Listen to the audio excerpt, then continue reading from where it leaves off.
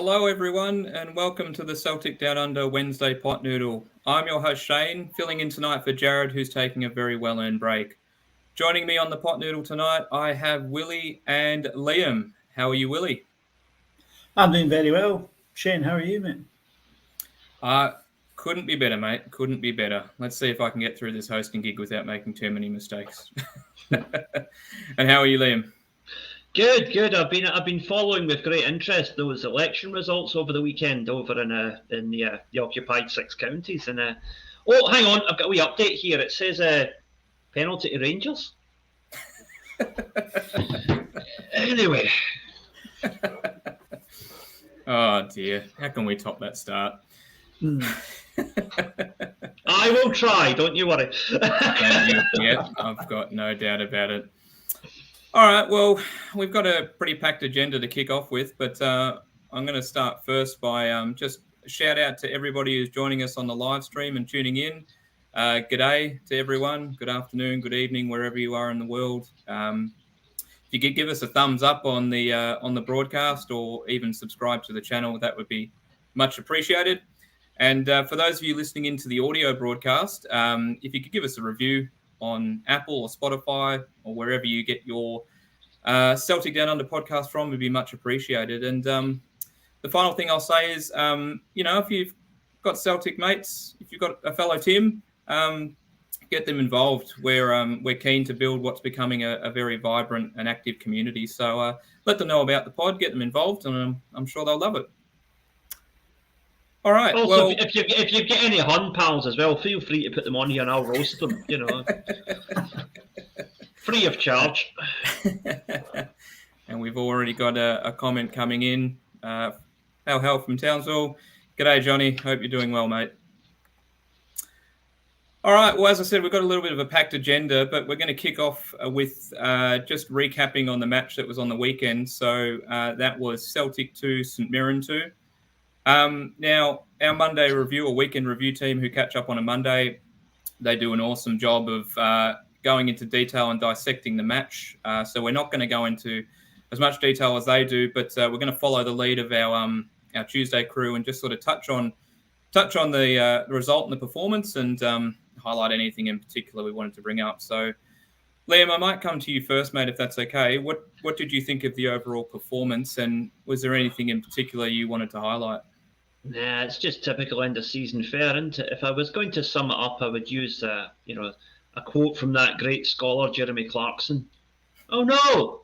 Anyway, moving on.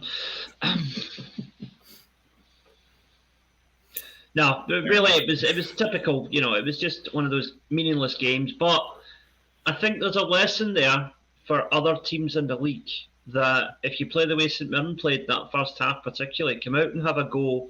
Be brave, be ambitious, be fearless. You just might get something. And I really hope that more teams will take that approach next season, because it made for the neutral spectator, which obviously we are not, but for the neutral spectator, it made for a more entertaining contest. So fair play to St Mirren.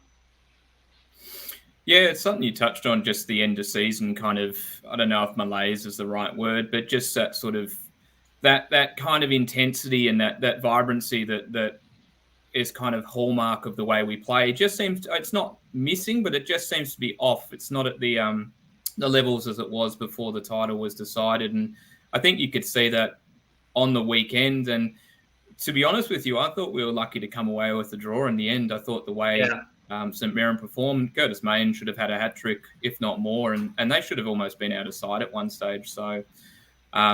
Yeah, disappointing, but you'll note the podcast name is Junk Time, which is in reference to the great man who mentioned it during his podcast today.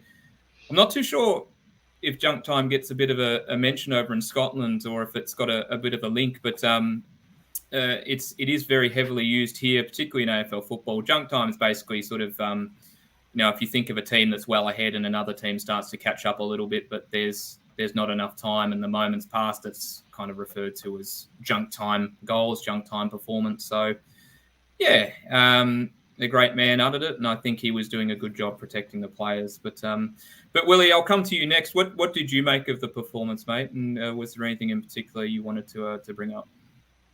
I thought it was pretty poor first half was pretty woeful at times. Like I thought Iwata at centre back didn't work. I thought Joe Hart had struggled. He's been struggling for form in the last couple of games. Second half, we seemed to get control of the game again, but we didn't really get that. Like you say, we lacked that bit of intensity in the final third, and it just didn't work. It's as I say the terminology junk time. I've never heard that until I watched the special this morning when I got up. So it's new to me, and it sort of fits the cap that fits. You know what I mean? But it is what it is. It's a throwaway game at the end of the season that means nothing. A chance to experiment with players. Let's put Iwata at centre half. Let's see if he can do it there against Curtis Main and that. And, oh no, that didn't work. Okay, well we don't lose anything by doing it, so we move on. We try again. Yeah, indeed. Now we've got a comment here. This is from Mahesh. So hello, Mahesh. St Mirren's performance not a fluke. They were 2-2 with Rangers at Ibrox at the 78-minute mark. And I totally agree with that. And if you actually see throughout the season, we've actually performed or, had a little bit of a challenge against St Mirren on each occasion we've played them. Who can forget, obviously, the loss earlier in the season, but even, more recently when we were in Paisley, they pushed us. In fact, it was really the red card that kind of changed the complexion of that game. So I think maybe they've got us sussed a little bit there. So really good call, Mahesh. Now, Liam, I know we're not going to do much more of a deep dive on it, but I'm keen to get your take on the move that I think had a lot of people talking, which was Iwata coming in at centre half in place of Kobayashi. I must admit it caught me by surprise, and I don't think it worked out in the end, but I was keen to get your input, obviously, being in Japan and having seen Iwata close up. Was it something, were you surprised by it? Was it something that you weren't expecting? Was it a little out of the box? What did you make of it and his overall performance? It did surprise me because I think, and again, Ange is a manager, I'm not, so he knows what's going on better than I do, but it didn't really make sense to drop Kobayashi but give Starfelt a free pass after what had happened the week before. I felt you either drop both of them or neither of them, because that way, I'm sure it wasn't Ange's intention, but it gave the impression that Kobayashi was being singled out as the cause of what happened at the Hunnery, and it wasn't. It was entirely the whole team didn't show up that day. Getting back to Iwata, he has played at centre half before in Japan quite a few times, but there's a couple of things you need to consider with that. First of all, as part of their youth development, and I see this at the high school where I work, right? Kids are trained to play multiple positions. They will play different positions almost every game to get them used to the idea of being versatile. I mean, Dyson Maeda is a classic example of that, right? Watching him play on the wing for Celtic, that is the fourth different position I've seen him play in his career so far. But Iwata played, as I say, he played at centre half a few times over here. But the difference is, one, most of the J League, the strikers he's up against are going to be physically closer to Kyogo than they are to Curtis Main, right? Smaller guys, less physicality. I think, to use a Scottish expression, Iwata got somewhat ragdolled at the weekend. That's an issue. But also, there's just the fact that the Scottish League is debatable. I mean, you can have it. There is a giant debate to be had about which is the better league, the J League or the Scottish League, because they're both, I think, of a similar standard. But J League players are fitter. But then there's also the trade-off, as in Scottish players are physically tougher. And I think that is why Iwata was a serviceable centre-back in Japan, but he did not emerge as the player of the year and as a candidate for a move to Europe until he found his berth as a holding midfielder. So that is where his star quality is. That's where he's going to shine for us in the months and hopefully years ahead.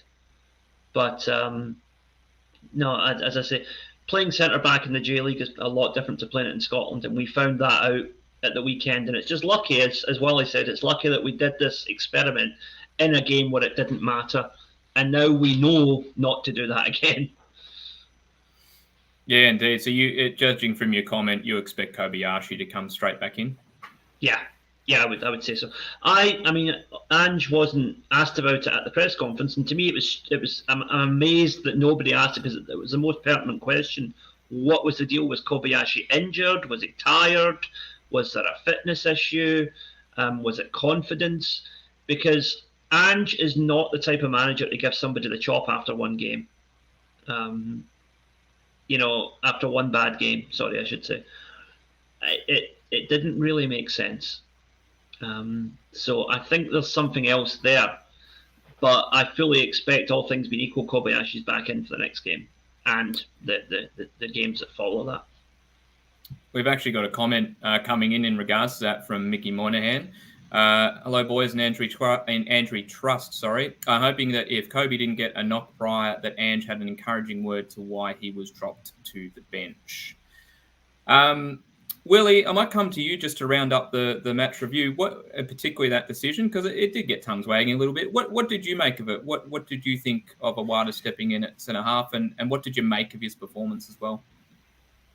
I thought there's times he looked okay, and then there was other times when he just looked like he was completely out of position. You just knew he wasn't comfortable with it. I mean, the first goal, him and Ralston, they go for the same ball, and I kind of think he's overrun the ball. He's gone underneath it, and Ralston comes inside him and tries to kick it over. It just kind of looked a bit calamitous. And then there was a moment in the second half. He tries to dig the ball up to the winger, and he just kind of miskicks it. I don't know. I just think he looked a bit uncomfortable, and it showed at times. There was times when he looked comfortable enough doing what he was doing, but not. It wasn't the greatest performance, you would say. And as for Kobayashi, he's had two games. He had the game against the big, is it Ginnelly at Hearts, who is pretty physical and gave him a bit of a push around. And then the second game was like John Suter was quite physical with him at the corner, and he lost him. And I think Ange might have said, look, Curtis Main's coming to town. He's going to be more physical than the two of them put together, probably. So we might just leave you to one side for this week, and we'll put Awada in there and see what he can do. Just like I say, you've got the opportunity to do a bit of trial and error now. You've got another 2 games you could mix and match and see how it goes. Play someone here, someone there, and see what's best. See what might work next season, what might not. So yeah, it was like I say, it's trial and error, and it was an error this time. You never know; it might have been a success. You never know until you try, and we've got that luxury of having the junk time games to do it in. Well, we just got a few more comments to come through. One, how folks? G'day, Michael. Hope you're keeping well, mate. And one from Andrew on this topic. Awada might play in a back three in Europe next season. Well, maybe. And we've got a little bit of a chat coming up about Europe. Actually, not really next season, the season after, but I digress a little bit. But maybe. You never know. You never know what Ange has around the corner. But all good. I think we might leave that topic there, and we'll crack on with the rest of the items in our agenda. And starting with one that broke not too long after the Wednesday pot noodle last week, which was Scott Bain has reported to have signed a 3-year deal, which will keep him at Celtic until 2026. He's been at the club since 2018. A move that, judging by comments online, may have surprised a few people. And Liam, I heard you talk about this on Axon last night, so I'm going to come to Willie probably first. And I've come to an opportune time while he's just clearing the throat there. Willie, what did you make of the report that Scott Bain signed a new 3-year deal to stay on at Celtic, and what does it mean for our current goalkeeping stocks? I think there's going to be a bit of a shake-up with the goalkeeping department over the summer, if I'm personally honest. Scott Bain signing a 3-year deal kind of signifies that he's happy to stay. He's happy not to get a game. He's happy to just stay there and train with the guys. The money will probably be not too great, so it's a bit of a lack of ambition from him. I mean, if you're a professional, you'd want to be playing week in, week out, and he's obviously keen to just sit around and train. But he also fits the criteria for the homegrown FIFA rules, so it's kind of it's a win-win for both. He's going to get money each week. He doesn't really have to do much, and Celtic's got that number there for the FIFA rule. So yeah, it is what it is. It's a means to an end. He's there just to make up that number by the look of it, like, because he's not going to really challenge for a first team place, is he? You made a really interesting point there, which I'll pick up on. And when I sort of first saw the reports, it caught me a little bit by surprise. But then as I thought about it, as you just said, he seems happy being there, sort of in the background training, almost as I describe it, in a kind of break glass in case of emergency kind of option. He seems happy with that. The club seem happy to keep him on board. So I think in that sense, it makes perfect sense. You've got someone there who's been at the club for a while, who understands the system, who's trained with the players over the course of Ange's journey there. So you're not having to bring someone in and kind of bring them up to speed on things if he is indeed used. But we've got a few comments I want to get to real quick, and then I'll come to Liam for his take on it. So a couple of hellos. So Patrick McLaughlin, morning all. Morning, Patrick. It's definitely evening out here, but all good. Giggsy, evening, lads. Evening, morning, hello, afternoon, all of that. E. O'Connor, hail from Hobart. Same back to you, buddy. And on the topic we're on, Andrew Galea, Bain will probably play tonight. It wouldn't surprise me, Andrew. It wouldn't surprise me. But Liam, I'm going to come to you on that topic and get your feelings on what this all means in the grand scheme of things, not just for Scott Bain, but also our goalkeeping stocks like Siegrist and so forth. There's a couple of things that kind of on the periphery of this that I think we should look at. First of all, our B team goalkeeper, Toby, apologies if I'm going to butcher his name here, Obalowemi or something like that. Big Toby is suddenly the fourth choice keeper now, because he would, if Scott Bain is being kept purely for Scottish quota purposes, Toby has been with Celtic long enough now that he would also count as a homegrown player in that respect.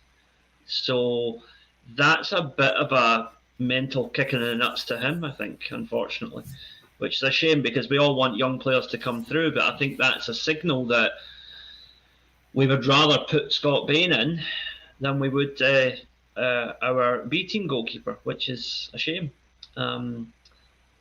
But that is what it is. And there's also the thing that Ange is not the type of manager to carry passengers, as we know, right? He was ruthless is maybe the wrong word, but he was very kind of decisive, I'll say, last season when it was like, okay, Rogic, Beaton, thank you for your service, cheerio. Right, he decided that those two were not going to be part of the project moving ahead, and he went out and duly signed replacements that were better. But so that would tell me that Bain must be showing something in training, at least, for Ange to think, you know what, this guy still has a role to play here, however minimal it may be.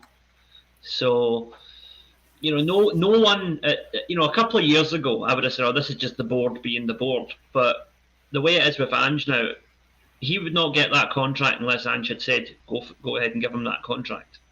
So, yes, he probably is cheap. Yes, there's the fact that he's happy being the number 2 or number 3 goalkeeper. But there's also the fact he must be showing something for Ange to think he's worth a punt. Yep. No, I agree with that. And it'll be interesting to see. We've actually got a couple comments. One of them is actually on the question I had, but I'll quickly rip through them. So Patrick McLaughlin, I think Siegrist will be released and another keeper will come in. Whether that's a number 1 or someone to properly challenge Hart, I'm not sure. Giggsy the Poet, he enjoys work, gets a wage, better than playing for Hibs. It's a good gig for a guy that's been around the block. Fair call. Fair comment, yeah. Andrew Galea, I can see us buying a younger keeper over the summer. Interesting call. Joe Gouch is still available in Adelaide, Andrew. We should definitely look at getting him in. And also Tommy Hewitt-Bell from Sydney's been released. So a couple of A-League keepers there I think are worth a shot at Celtic. Kaiser, Monopot Noodle, hail, morning legends. Same back to you, buddy. And Pete McGee, what's the story with Siegrist? I like the look of him before we signed him. Now, injury aside, he seems to be the invisible man. He did have an injury for a while there, but I'm certain that that's passed and he's no longer injured. Now, I'm talking without knowing this off the top of my head, so guys, if I'm wrong, feel free to correct me.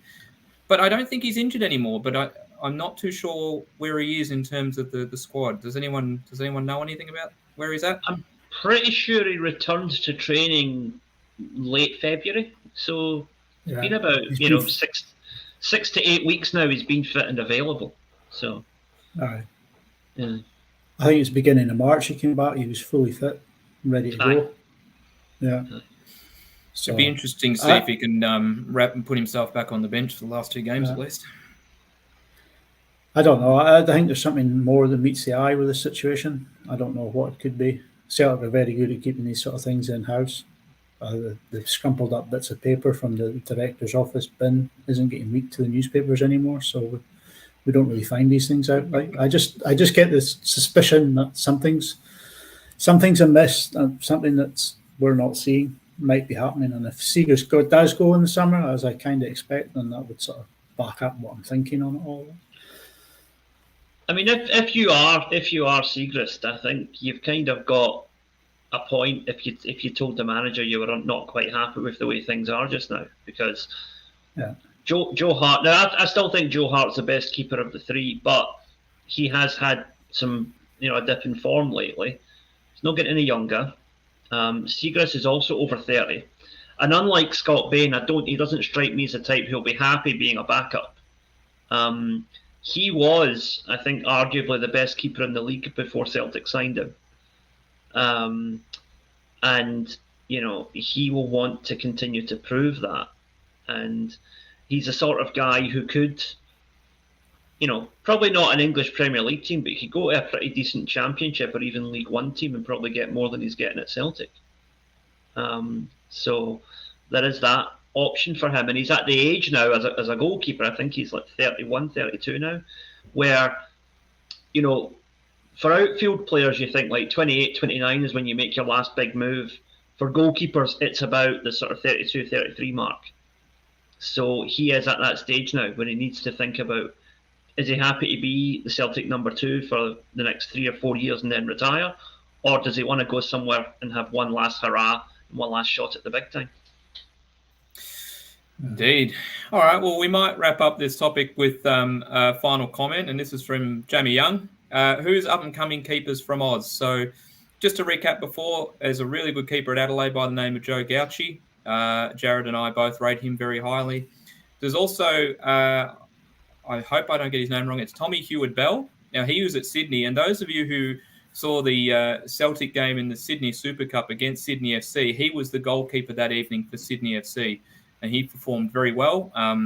He's behind Socceroos' goalkeeping hero Andrew Redmayne at Sydney, so it's hard for him to get a Guernsey, but he's absolutely quality and he's worth a shot. And I think if we could bring him into Celtic, he is someone that I think could progress very well in future. Right, correct me if I'm wrong here. I forget the guy's name, but who is the Aussie keeper that was at Grampus 8, Nagoya? Mitch Langorek. Right, he's pretty good. He's far and away the best keeper in the J League, although that's not saying much. But yeah, the one weakness over here is goalkeepers. But he's impressed me what I've seen of him. So I don't know how old he is, or whatever. But Celtic could maybe do worse than look there. He's definitely on the. Oh, he's 30 plus. I don't know what bracket he's in. He was in Australia for quite a while. He's actually at Melbourne Victory for a little while before he went overseas. And you're right, he's been tremendous in Japan. I think he has the record for the most clean sheets, if I'm not mistaken. I think you may well be right there. And the thing is, Nagoya are a pretty mediocre team. They're a good bet for the top 10, but they're never going to win the championship. So no, he's done to have that kind of form with a team that's not winning every week says even more about him. Yeah, he's done a tremendous job, and he should have gone to the World Cup. It's a pity he didn't get a gig. But and Andrew says Langorek is getting on. Sorry, Andrew, I don't know the age off the top of my head. I know it's 30, and I think it's the wrong side of like 33, 34. But I'll stand corrected if I'm wrong. Another comment I'll bring up. Jared, how from Cairns. Hey. Hello, mate. Hope you're enjoying the show. I hope I'm doing a good enough job. All good. All right, well, there's plenty of chat coming in about this. I'm sorry I won't get to all the comments, which the thread is going off. It is active tonight in the comment section, that's for sure. But we might crack on with the next topic. And this is one that came up within the last sort of day or so. And it's to do with, I think we all got a little bit sick of sort of talking about Ange getting linked to different roles, Ange getting linked to Everton, and Ange getting linked to Leicester, and Ange to Southampton, and Evan Ange to Tottenham as recently. So we've decided to mix it up, or the media's decided to mix it up, and they've decided to link John Kennedy to a role instead. So John Kennedy is rumoured to be on the shortlist to become the new manager of Heart of Midlothian, so Hearts. I think it's an interesting topic to go through. There's a couple of questions I have for not just you guys, but those in the comments. And Liam, I might come to you first. Do you think now is a good time for John to make the move into being his own manager? Do you think now is a good time for him to move into that kind of role? Yeah, I do. He's been a great servant to Celtic on and off the park. But,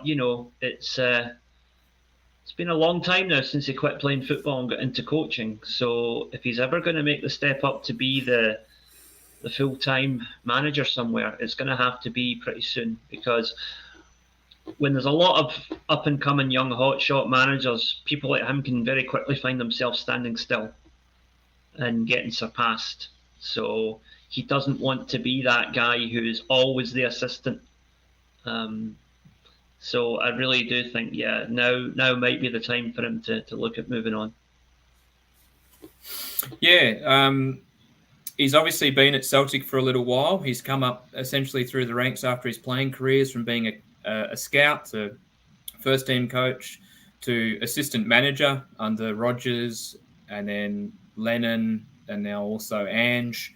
He's that trusted right-handed man to a number of managers now. And it would be interesting to see. He's obviously harboured ambitions about wanting to manage, and he had that short interim spell as well at Celtic. But Willie, I might throw it to you. Slightly different question on the topic. If John was to be successful and get the role at Hearts, how much of a loss do you think it would be to Celtic and to Ange? If John was to leave, would it leave a significant gap in our coaching staff and our backroom staff? What do you make of it? If he was to go, what would that mean for us as a coaching group?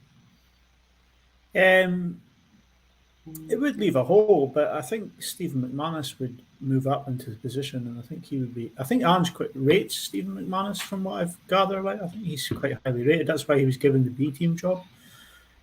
But if John Kennedy was go, you would lose your defensive coach. I don't think you can handle that. Like, you know what I mean? But I can't see him going to Hearts. I just don't think Hearts is the right fit for him. I don't know. I just don't think it's the right club for him. I can't see John Kennedy being too happy when the director pops his head in when they're playing Rangers and goes, "Remember, John, hands across the M8." Like, I don't think John Kennedy would take that. Like, you know what I mean? So, I don't know. I don't think Hearts would be the right fit for him. If say Dundee United get relegated and they let Jim Goodwin go, I could see him doing something like that. Right, go down to Division 1 Championship, they call it, take on a team, win that, and then come up with his own squad there in place. There's no real sort of expectation when he comes back up, other than to survive, and that might work for him. But I don't know. I just don't see Hearts being the right fit for John Kennedy, to be honest. I would agree with that, Willie, because I'm just thinking Hearts is one of those teams that's a bit. They have done well in recent times, but there is this kind of expectation amongst their fans that they should be the third best team in Scotland, and if they're not, then they very quickly call for managers' heads. And for someone like Kennedy just starting out, he needs a job where he's going to be given 6 months to a year to get it right. And the only way that's going to happen is at, like you say, maybe a slightly lower level club who can't afford to sack him after 10 minutes, whereas Hearts could. The last thing you want from him is another kind of John Barnes scenario, when he comes in as a nightmare for 6 months and then it basically disappears from management for good, Yeah. So we've got a couple of comments coming in on this topic, so I'll go to a few of them now. So E. O'Connor, if he does go, would Harry Kay jump into his spot? I probably agree with you, Willie. I think Steve McManus might step up and take that role. So maybe not Harry, but Ange clearly thinks a lot of Harry to bring him in. I actually thought Harry would probably be the one to move on first and try his hand at management again. But maybe he's nice and settled and learning under the best, and who can complain? A few other comments on this topic. Jamie Young, go to Hearts for 10, 15 games and sacked. Yep, that's sort of the point you exactly what I was saying, yeah. Yep. Alan Woods, rather see JK get a manager job abroad. Hearts fans wouldn't take to him. That's something we probably didn't touch on too, and it's probably true. We've also got Alan Woods back again. Strachan's laptop is there to do the job of 3. Maybe the laptop gets the gig as the new assistant manager. AI, it's a new thing. It's progressing rapidly. AI assistant manager. Didn't some club want to have an AI director of football a couple of weeks ago? Why not beat him to it as an assistant manager? That guy's not the brightest. Though. He thought AI was an Irish terrorist organisation.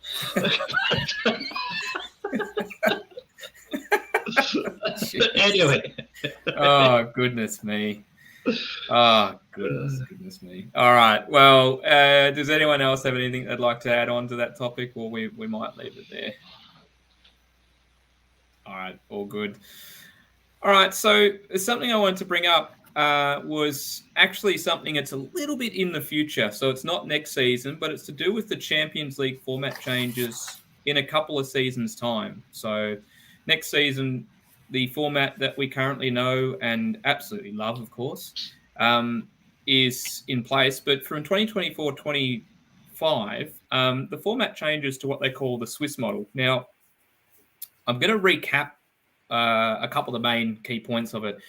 But a shout out to Gav and the Tuesday Crew team who did a really deep dive episode on this a few weeks ago and went into sort of the nitty gritty of it. I'm just going to sort of recap, but really want to focus on what it means for Celtic and our European ambitions. So to kind of to go over the changes again. So in 2024-25, it switches to what's called, or colloquially known as, the Swiss model. So you no longer have your 8 groups of 4 teams in each of the groups. You have 36 teams, so an extra 4 teams joining, and everyone's in one big table, and each team is drawn against 2 teams from each pot, including their own. So 2 games against pot 1 teams, pot 2 teams, pot 3, and pot 4. And so each team plays 8 games, 4 home, 4 away. At the end of that 8-game run, those teams that are in the top 8, so 1 through to 8, they go straight through to the round of 16. The teams that are in 9 to 24, they play each other in 2-legged playoffs to determine who then makes up the remainder of the top 16. So those 8 teams then go through to make up the final 16. The teams below 24 down, they are eliminated. And one of the big caveats now with this change of format is there's no dropping down to the Europa League. You're effectively out as soon as you lose. So I've got my thoughts on the league and what I think it means and who I think it will benefit. But what I wanted to sort of get a discussion on around tonight was, what does it mean for Celtic when we're in that Champions League? What does it mean for our European ambitions? And what might we have to do to maximise, or if we can maximise, success in that tournament? Obviously, pretty loaded questions and a fair bit to dissect. So, Willie, I might come to you first on this.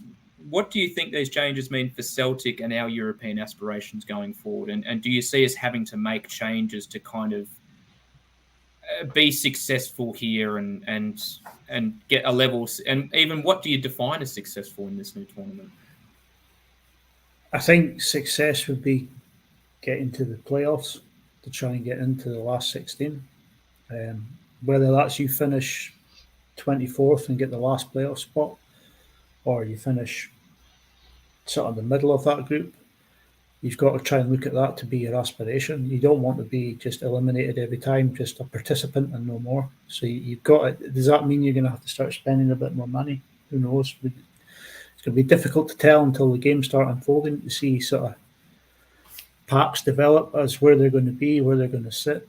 But I think key for Celtic in this sort of format is to try and get back that home form we had under the likes of Martin O'Neill and Gordon Strachan, where people feared coming to Celtic Park no matter who they were. They were just like, oh no, we don't want to be there. You know what I mean? This is going to be a tough game. I think it was the Man United keeper that says the Celtic fans try to suck the ball into the back of the net when they're playing. So that would be the key thing you need to get going again. Yeah, you make a really good point. There is really no place like paradise on a European night. Yeah. It's as magical as you could imagine. And even just from watching it on the other side of the world, just through the television broadcast, I can assure you that amazing atmosphere comes through. You know just how special a night it is. But Liam, I might come to you on this, and I guess maybe just as a follow-up question to you, do you think the new format benefits or hinders Celtic and European aspirations? Right. A few things. To answer that question directly, I don't think it benefits clubs of Celtic's size and current European standing. It's a carve-up to keep the big teams in the tournament for as long as possible. Any kind of league format where you don't play every team in the league at least once is a joke, in my opinion. Right? Either go the full hog in of a European league and run it the full season, or keep the format as it is and have the 3 home games and 3 away games. Because as that is, it's a halfway house, which we all know has not been thought out properly. It's done out of desperation to stop the big teams from England, Germany, Spain and Italy and France going away and forming their own league. And to be honest, as I said on here a few weeks ago right now, I said just let them go. Just say, fine, go and play your 8 or 9 team Super League and see how much money you're making in 10 years' time when people are bored of watching the same clubs become playthings for billionaires. Meanwhile, clubs like Celtic, Benfica, Ajax, Rosenborg, big clubs in small countries can get together and form a genuinely competitive, entertaining European league for real football. Yeah, well, this new league seems to just strike me as a way to kind of see off the Super League. And I think that a couple of the caveats are that obviously there's a lot more games against sort of pot 1 opponents. So obviously with the current format, when you get drawn into a group of 4, you're obviously, pot 1, pot 2, pot 3, pot 4, right? So with this new format, you've got your top tier or top potted teams actually playing off a couple of games against each other. I think the part of it that sort of threw me a little bit was, or not through me, but I guess in essence I don't really like, is the second bracket. I think it's 9 to 24. I might have those numbers wrong, by the way. Maths was never my strong point. I can't quite work out if it's 9 to 24 or whether I've totally botched that. I might have to quickly check that. But that second group where they can play off to get into the round of 16, to me, that's, maybe I'm looking at it really negative, that's another benefit for bigger teams who have a bad run in that initial set of 8 games. Now, you think of the current format, and we've seen it happen over the past few seasons, a lot of bigger clubs have had bad runs, and they've either finished bottom of the group, rarely, or they've finished third and had to drop down to the Europa League. So there was a kind of like, well, you haven't been good enough to go through. What this format kind of does is that if there is a bigger club that happens to just have a bad run, they're effectively getting a second chance to stay in the Champions League, and all they need to really do is turn it around at that point. And there's something about that doesn't sit well with me. And I know we're all big on merit-based competitions and so forth, and I appreciate the current format doesn't tick all of the boxes that people want, but I didn't mind the current format in terms of the group games, the pots of 4, and the potential kind of different results and different qualifying teams that it could actually throw up. I think this, if I'm being ultra negative, I'm not sure this bridges any gaps. In fact, it may even widen them, to be honest. Yeah, that's my biggest issue, is that in the current format, admittedly, we got what I think was a very hard group this season, right? But on paper, it was doable, right? With the current Champions League, if you look historically at the teams Celtic have played, right, I'll take the example of our first Champions League campaign, right? We were in a group with Juventus, Porto, and Rosenborg. So, again, no disrespect to Rosenborg, but you look at them and you think, that's the sort of team that if we want to compete in Europe, we need to beat them, right? So that should be a team we should beat. Juventus are a team that if they turn up and play the way they do, they'll blow us away because they're one of the best teams in Europe.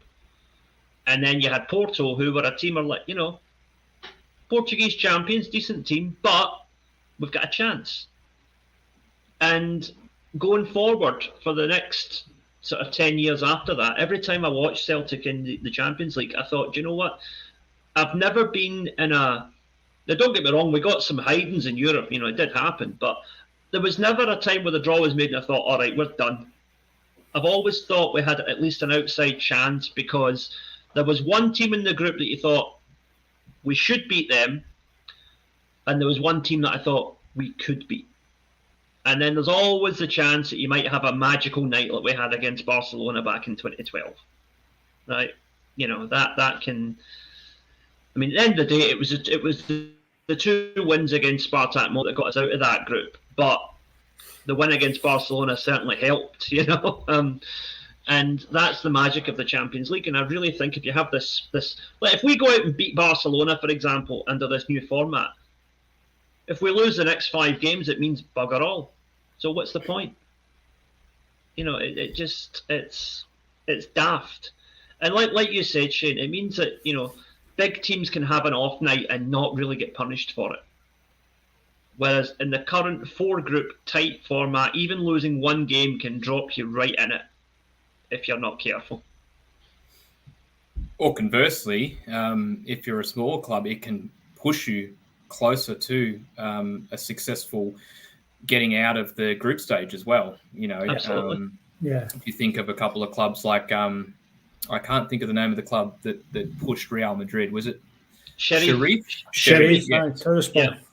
What a wonderful story that was. But over the course of the new tournament, that may not be able to be easily replicated. And if it is, they might face a team in that 9 to 24 bracket that they are simply more advanced than them. But Willie, I think you've got something you wanted to add.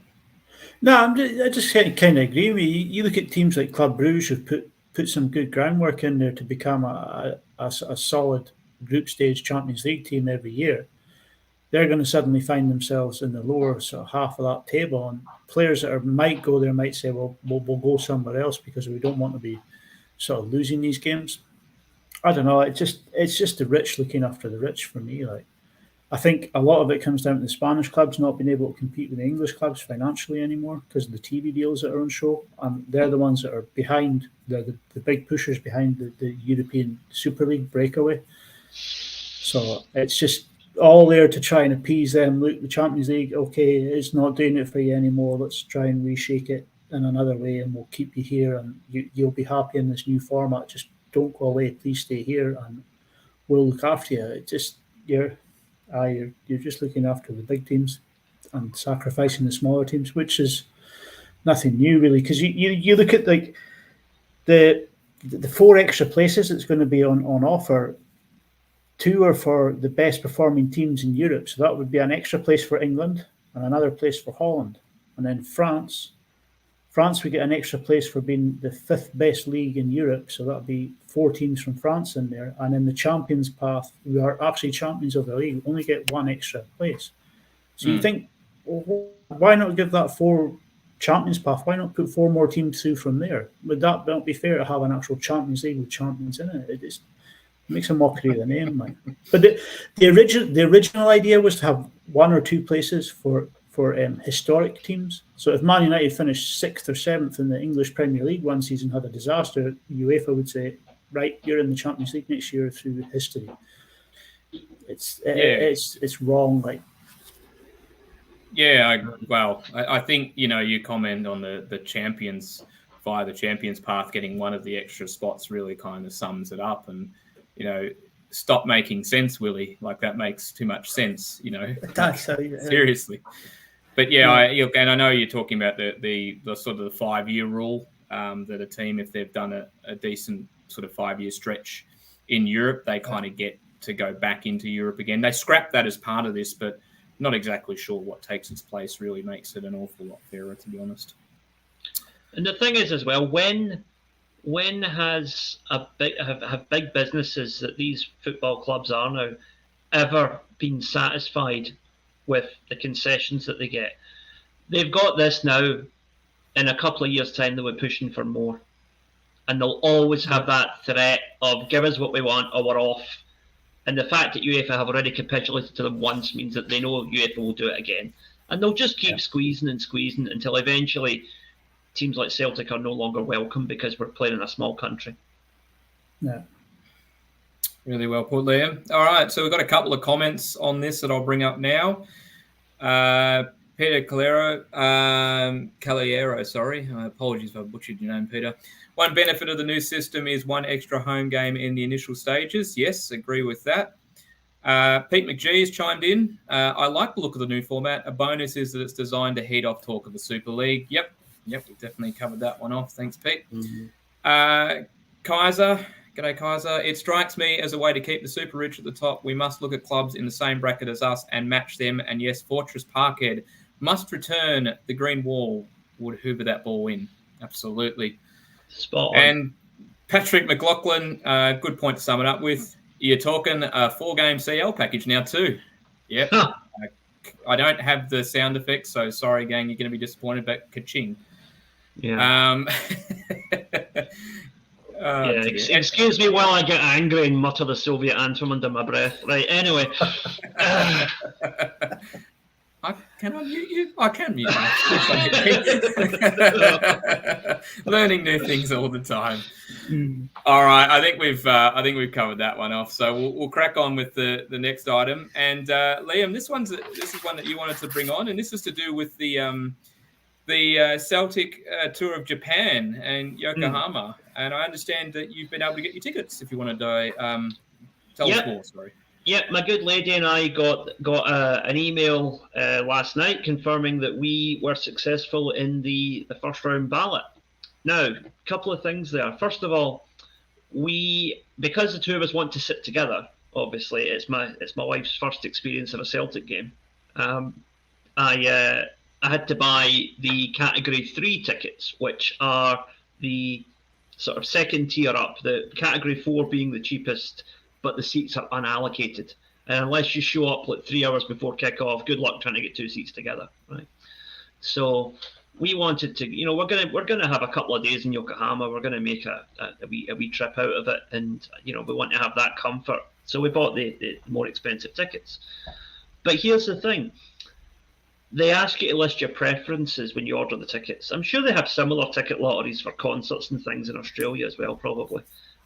Japan's the only country where I've seen them do this with football, but maybe it happens elsewhere as well.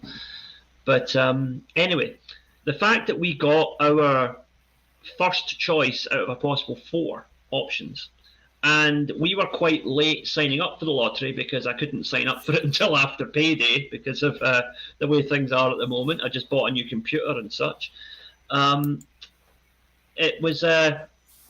It made me think, well, if we joined the lottery that late and we still got our first choice allocation, this game cannot be selling that well.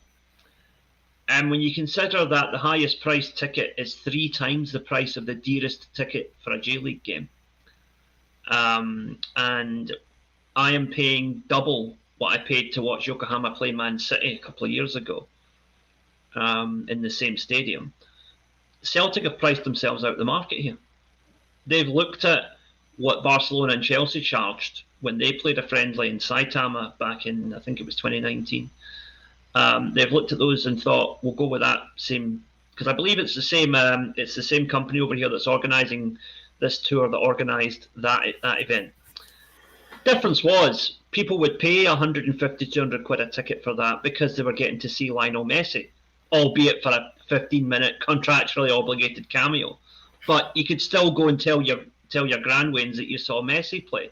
Now, thankfully, I was at Celtic Park the night we gubbed Barcelona, so I can still say that anyway. But I digress. Point is, Celtic are not Barcelona, and at the moment we're not Chelsea either.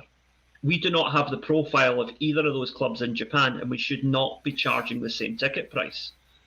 As I said last night on Axom, I don't want to repeat myself, but the thing that really annoyed me about that particular game at the time was the amount of kids that come to my school that had like Chelsea or Barcelona shirts on, were genuinely excited to go to that game, to go and see Messi, to go and see their heroes. And then they all just went quiet about it. And I know, and I would never ask them because it's none of my business, but I know that their dads probably said, look, son, I'm sorry, but I can't afford 500 quid to take you and your two siblings to the game. So we're not doing it, you know? So it's Celtic have got the same problem now. There's a whole generation of potential young fans here that are going to be completely alienated by these prices. And the thing is, if you charge a reasonable ticket price, people are going to buy merch when they go to the game. As it is now, the people that do go will probably have enough for their ticket, their hotel, and maybe a couple of pints while they're at the game, and that'll be it. I guarantee the merchandise sales will be low because you're going to need funny money to go to Yokohama for a couple of nights in the first place. Well, we've just got a comment coming in, and I'm interested to get your take on this. And Willie, I'll bring you in shortly as well. But Liam, does that not turn the locals? This is from Patrick McLaughlin. Does that not turn the locals against a team like ourselves having prices like that? Is there a risk that this might backfire and we might do more harm than good? It's certainly that's what happened to Chelsea. Their profile now. It's also the fact Chelsea have been pished for a couple of years as well, but they definitely, I don't see as many Chelsea tops in the shops now as I used to, and I don't see as many kids talking about Chelsea as they used to. Barcelona are arguably the biggest club in the world, right? So they are always going to have a high profile everywhere, and kids still talk about Barcelona, but Chelsea, nah, they've gone way off the radar because of this. And I worry that Celtic could end up doing the same thing. I really do. Willie, what do you make of all this? Like, you're probably, obviously on the outside looking in a little bit here with Liam, the man who's in the middle of it all. What do you make of sort of finding out that Celtic are charging these kind of prices? Are you frustrated, disappointed? Do you worry about the impact it could have?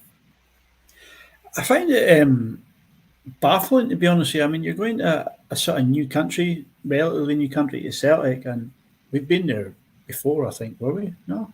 2005 possibly was the last time. But it's a new market that they're wanting to open up, and with the amount of Japanese players we've got at the moment, that you would think this is a good chance to give them players exposure in their home country. But to price everyone out of it is just baffling. I mean, what sort of sizes are these stadiums, Liam? Well, to be fair, the Nissan Stadium is, I think, 72,000 capacity. It's the biggest stadium in the country. Hosted the World Cup final 2002. So whenever a big team comes to Japan, they usually play either in Yokohama or at the Saitama Stadium, which is where the Chelsea-Barcelona game happened, because that is also, I think, about 65,000 capacity.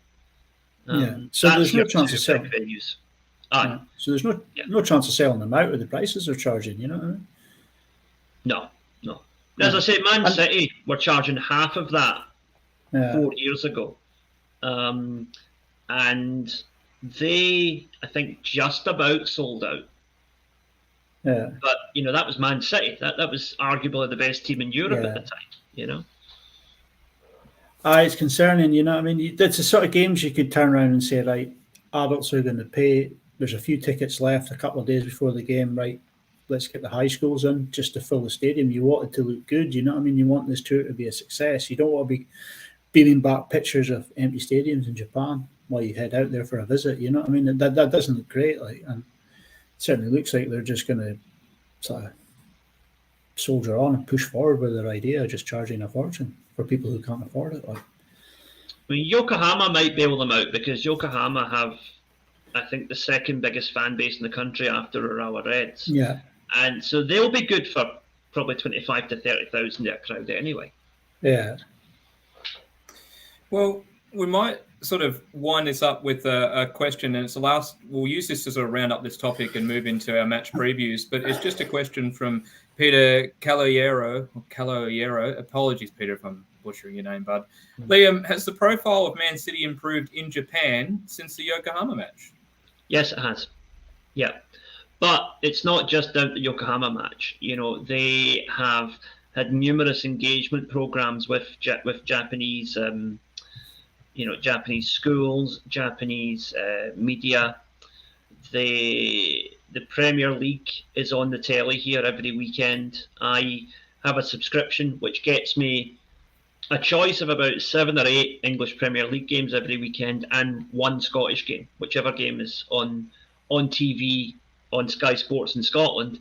I also get the same feed over here. So I get the English commentary as well for good and bad. But, obviously that whole package has helped Man City. But coming to Japan, charging a reasonable price for a friendly. And it wasn't the reserve team either. Kevin De Bruyne, the whole shebang were playing it. I think De Bruyne actually scored that night, if I remember. And Ange was the Yokohama manager at the time, funnily enough. And I really, Man City built up a lot of goodwill with people by doing that. And that has continued. The English Premier League is a massive hype engine, but here most fans gravitate to Man City, Man United and Liverpool are probably the 3 biggest ones. Because historically Man United and Liverpool are probably the 2 biggest teams in England. Then Man City is the sort of the recent upstart, if you like. But they've got some of the best players in the world. They've come here to Japan. I think they might actually have been here since the Yokohama game. I need to check that up. But they have a regular engagement over here. They put the time in, they put the effort in, and they do not price fans out of the market. And they're getting the rewards for that now. Well, crystal clear from Liam. And I think you'd be hard-pressed to find anyone that doesn't disagree with you on the pricing of the tickets there. So let's see how it all pans out, I guess. But look, we'll leave that there, and we'll crack on with what we've got left on the agenda, which is actually 2 match previews, I should say, and we'll get into match 1 of 2. We are away to Hibernian, which is tomorrow night.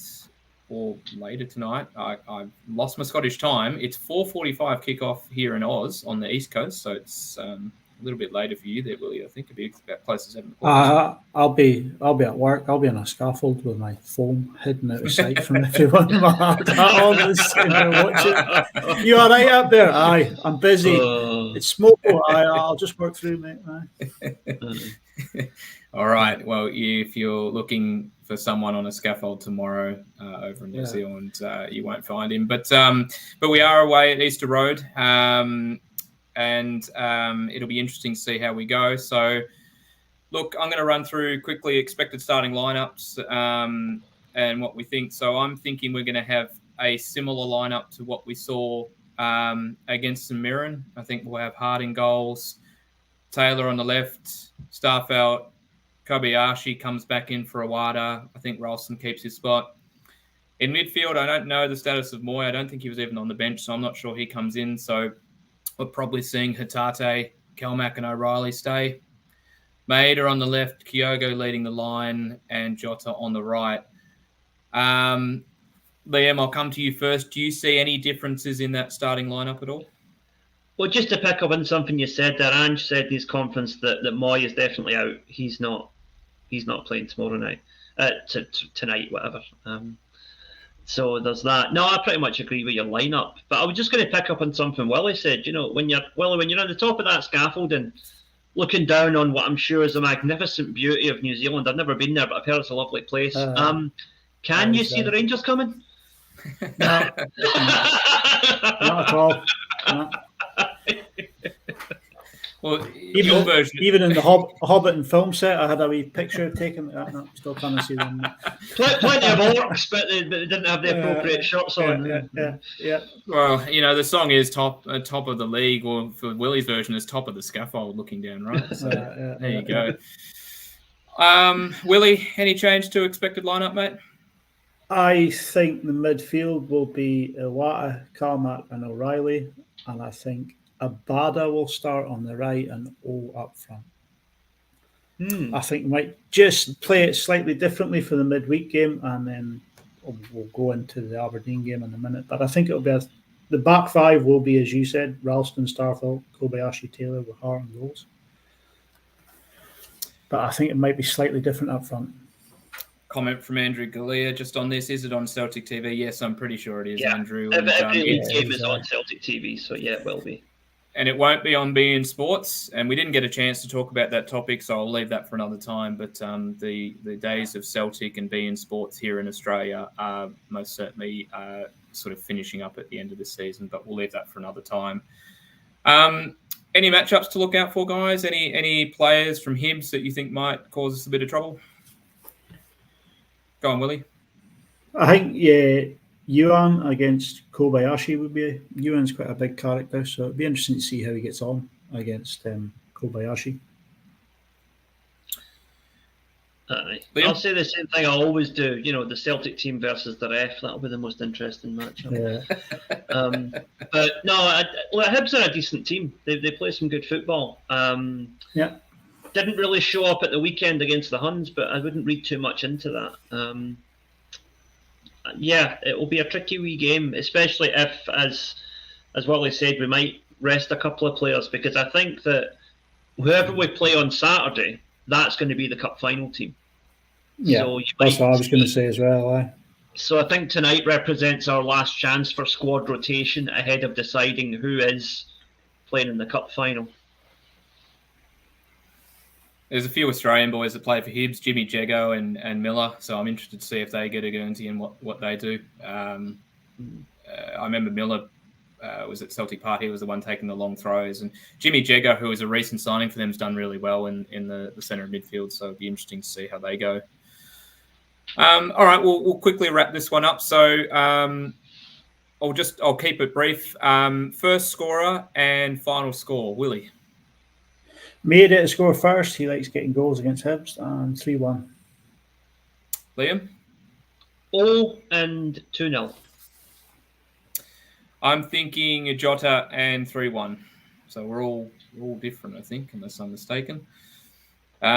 Few comments coming in. Andrew Galea, Bernabeu on the left wing, maybe. I really like this one from Angelo. Iwata and Kobayashi starting centre backs, just to give someone the irrits, I'll say. I know we can swear, but I try and keep. I'll stick to Alka-Seltzer. It's safer, I think.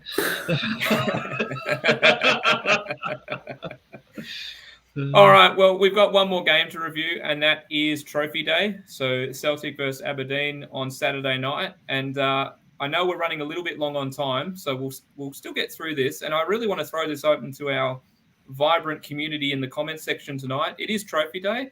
I'm curious to know what people are up to help celebrate, sorry, if I can get my words out.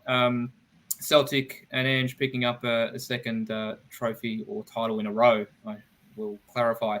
What are you guys up to? Are you heading to your local CSC? Are you going to be fortunate enough to be at Paradise?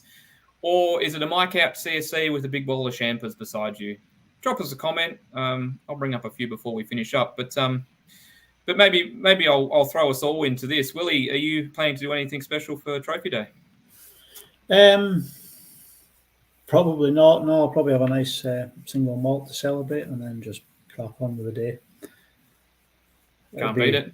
Early hours of Saturday morning, or Sunday morning. It'll be just have to get on with it. And how about yourself, Liam? Similar, actually. I've got a special wee bottle of whiskey tucked away that my dad gave me last time I was back in Scotland. And where the rule is that he's got his bottle and I've got my bottle, and every time Celtic win a league, we have a wee dram out it. So we'll be having a wee dram. And hopefully we're having another wee dram when we finish the treble a wee bit later on. So fingers crossed for that one. Sounds good, Liam. I love that sort of connection that you've got with your dad there, and that ability to call on that. So it sounds awesome. Same with you, Willie. Just that's all you need, really. You don't need anything. I may wander down to the local CSC. We'll see if we get a chance. But yeah, I'll keep an eye out in the comments section and bring a couple up as we go. But expected starting lineup, I think we might see a few players come back in for this one. I won't go through the whole lineup, but I think AJ might come in at right back. If he's going to be any chance to start or play in the cup final, he's got to get game time against Aberdeen. That's probably really the only change I can see, to be honest, from what I mentioned before. Liam, do you see any changes for the Aberdeen game? I think the only real question is, now that we know Iwata isn't a centre-back, do we try and slot him into midfield? But that means dropping either Hatate or O'Reilly.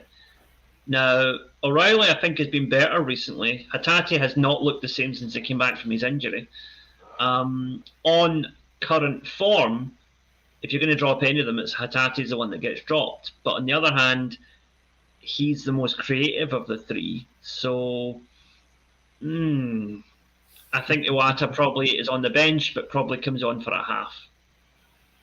And when I say a half, I mean 45 minutes. I don't mean a half, all right? So just... a bottle you got there, like. It is trophy day. We're talking about celebrating. Well, Willie, what about yourself? Do you see anything anything else happening? The middle of the park for me against Aberdeen will be Iwata, Kalmak and Hatate. And O'Reilly will come on at half-time. And then it'll just be the same front three, Jota, Maeda, Kyogo. But I think the Aberdeen team, the team that plays Aberdeen, will be the one that starts against Cali. So it may not be the same team that finishes, but it would certainly be the ones that go out there both weeks. Can't disagree with that. I think you're pretty much spot on. Look, we won't go through all the intricacies. I'll just throw it open to who do you think scores first in what will be the lovely sunny day in Glasgow at Paradise? Who scores first and final score to wrap up the season? I'll go to you first, Liam. It would have helped if I'd actually pointed to someone at that stage, right? Liam. Kyogo and 4-0. Let's just go out on a high. Willie? Kyogo, 3-0. I'm also going to go Kyogo, and I'm going to go 2-0. I think it'll be a relatively comfortable, but it won't be like Motherwell last season. I don't think we'll put 6 past them or get on top of them very easily. So, all good. All right. Well, we had a couple of comments come in. Robert Gibson, in reference to Trophy Day celebrations, cup of tea and a bicky. Can't beat it, Robert. A couple of good Australian bickies. Tim Tams, get on them if you haven't already. That's penguins for people in Scotland. Yeah, but I want to start any kind of bicky war here. So penguins, Tim Tams, whatever you want to call them. They're good. Good for dipping in a cup of tea as well. I remember the first time I had a penguin. The zookeeper wasn't too happy, but there you go. Well, this comment ties in perfectly with that. Kevin Mullen, going to get mad with it. Kevin, just on the basis of the comment we heard from Liam, try and avoid interacting with the penguin. And sorry, and working on my last assignment piece for this trimester and watching from the couch CSC. Sorry, and all the best for your last assignment piece, buddy. Good luck with that, mate.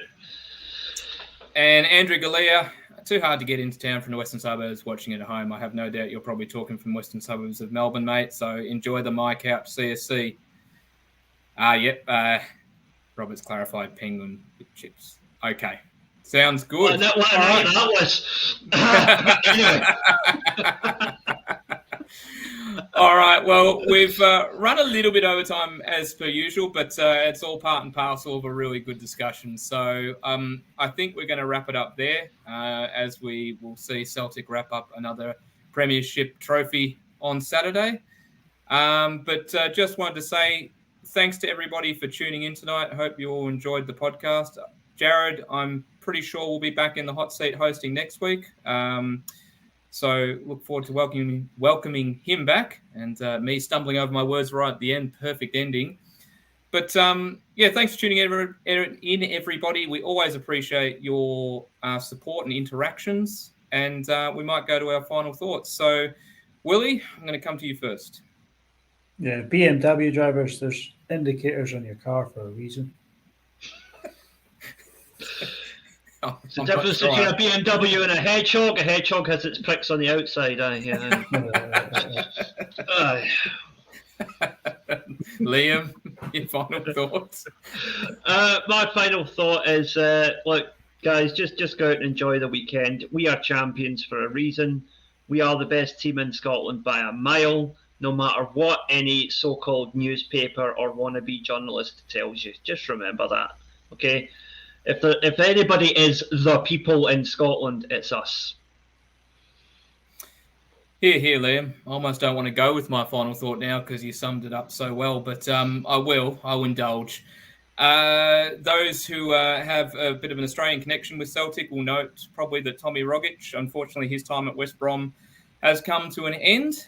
He wasn't really able to break in at West Brom as we all hoped he would. So, Tommy, just a shout out to you if you're listening. I know you are. Who doesn't love this podcast? Tommy, get back up the road. Glasgow Celtic always would welcome you back. But if you want to come home, Melbourne Victory would definitely have you there as well. So all the best, Tommy, wherever you're off to for your next journey. Hope it works out. You can get some game time, and we can see you cutting up the pitch once again as the Wizard of Oz. Here. All right, gang. Thanks so much for your time. Thanks, Willie. Thanks, Liam. Thanks to all who tuned in. Hope you have a wonderful week, everybody. Stay safe and ho. Hell. On the thing.